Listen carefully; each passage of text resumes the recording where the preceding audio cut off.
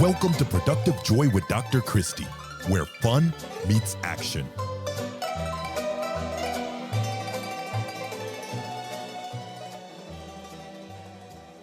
Hi, friends. Welcome to Productive Joy. I am having so much fun. It is 2025, and we are launching ourselves into a new year. New year, new you, right? All the things. No, I just want you to bring yourself to the table and continue to put tools in your tool belt. Yesterday, I had the opportunity to talk to a brilliant woman who has done some things. She's written 15 books. Her most recent one is called What Your Body Knows About Happiness: How to Use Your Body to Change Your Mind.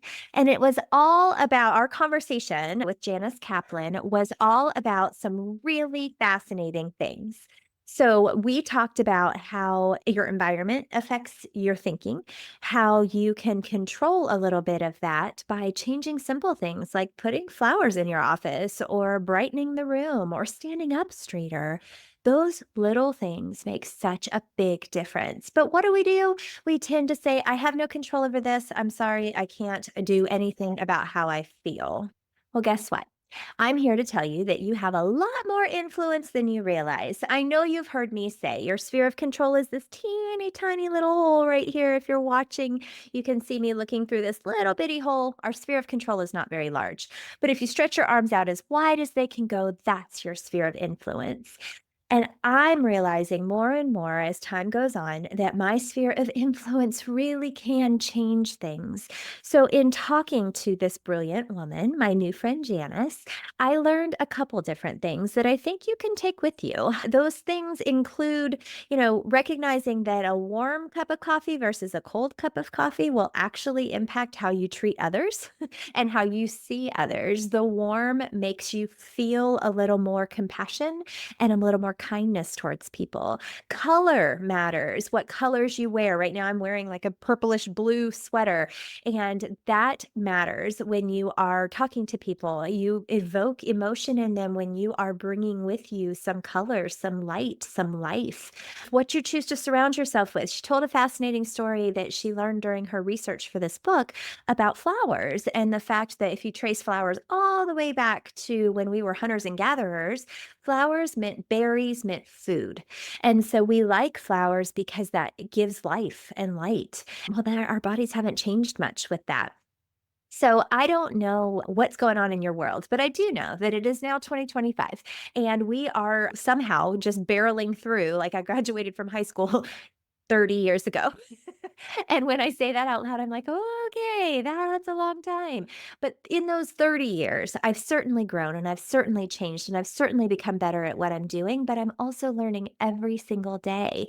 And I'm choosing to. I'm choosing to find the light and the life. I'm choosing to look at things differently and to approach things differently.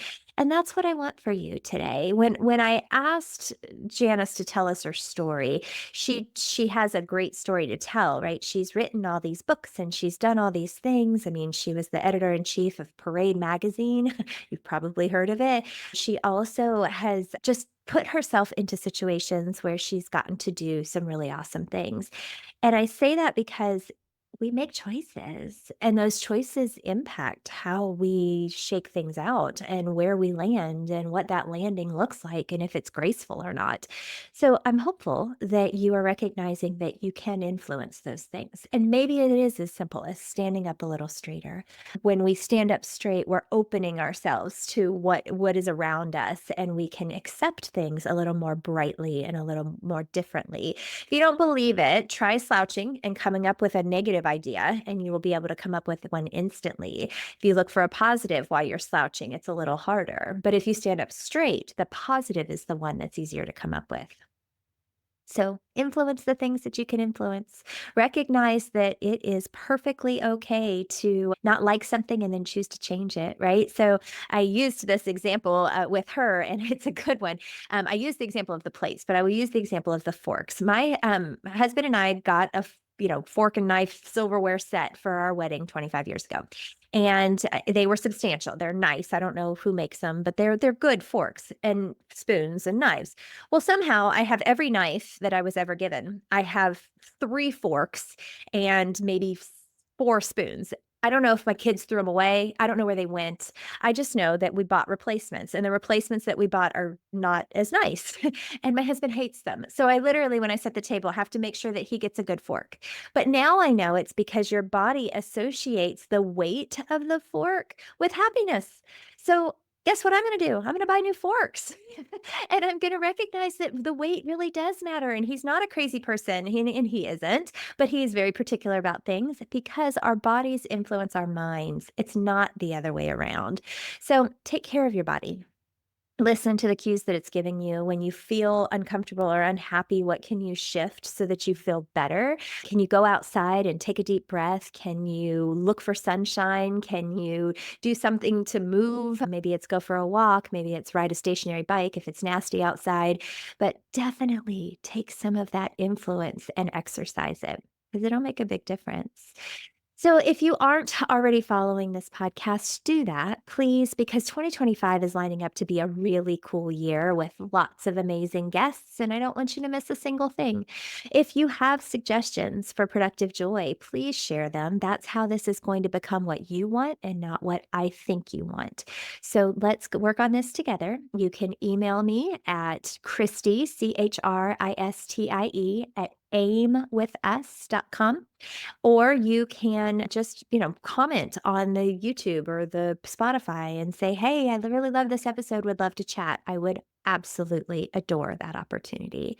Thank you for being a faithful listener. If this is the first time you've listened, go back. There are like 100 episodes that you could listen to that I think you'll find some joy in. And today and every day, my encouragement for you is to figure out a way to turn fun into action.